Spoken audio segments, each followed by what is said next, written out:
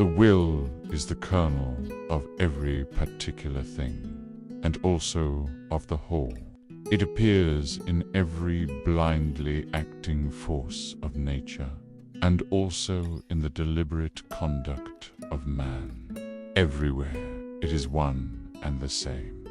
Just as the different kinds of rays of light all come from the same sun. It is this will which forms the basis of our own being, and which is most immediate to us.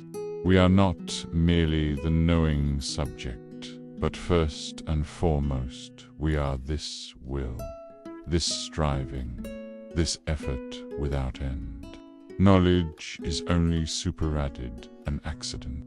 We know the world only insofar as the will manifests itself therein. Let's take a moment to reflect on one of Arthur Schopenhauer's most powerful insights from the world as will and representation. He writes, "The will is the kernel of every particular thing, and also of the whole. It appears in every blindly acting force of nature, and also in the deliberate conduct of man.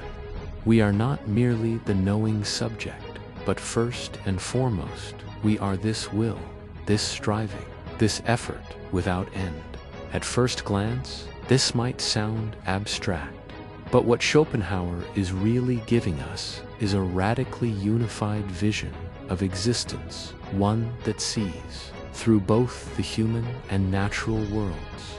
For Schopenhauer, the underlying force of reality is not matter, not reason, not even God, it is will.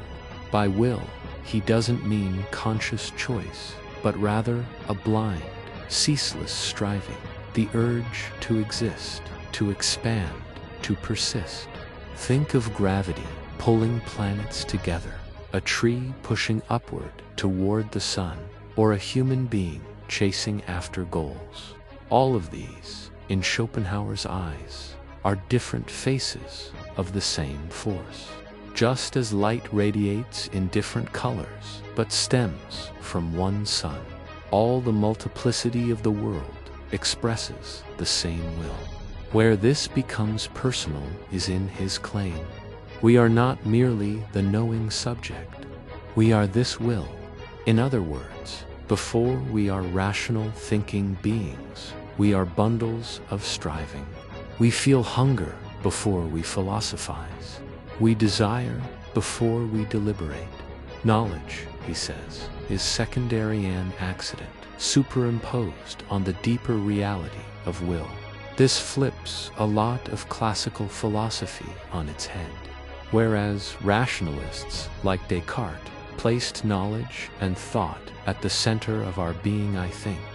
Therefore, I am, Schopenhauer suggests instead, I strive. Therefore, I am. Our thoughts are built upon a much more primal ground, the restless push of life itself. This vision has a dark side. If the will is endless striving without final satisfaction, then existence itself carries a tragic quality. We are driven by desires, but when we satisfy one, another quickly takes its place. The will has no end point.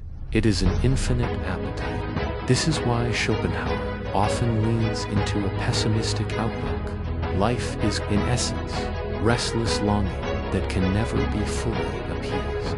But notice, this isn't just about humans being greedy or flawed. It's baked into the structure of reality itself. Even in nature, energy is never still. It is always moving, transforming, consuming. The world, like us, is caught in the cycle of endless striving.